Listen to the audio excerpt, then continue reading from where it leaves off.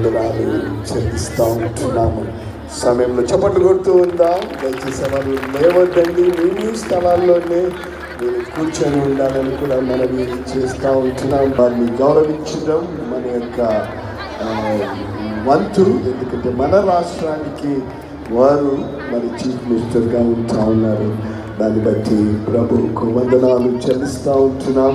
తప్పకుండా మీరందరూ మన ముఖ్యమంత్రి గారి కొరకు, వారి సతీమణి కొరకు, వారి కుటుంబం కొరకు మీరు తప్పకుండా ప్రార్థన చేస్తారని కూడా మరి నమ్ముతూ ఉంటా ఉన్నాను.